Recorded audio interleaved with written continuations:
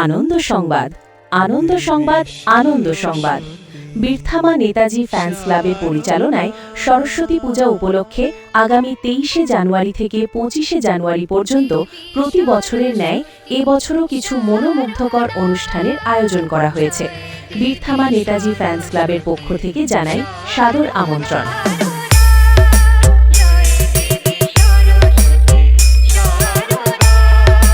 23শে জানুয়ারি সন্ধে 7 ঘটিকায় থাকছে রাজনন্দিনী অপেরা পরিবেশিত সামাজিক যাত্রাপালা মুখোশের আড়ালে মানুষ।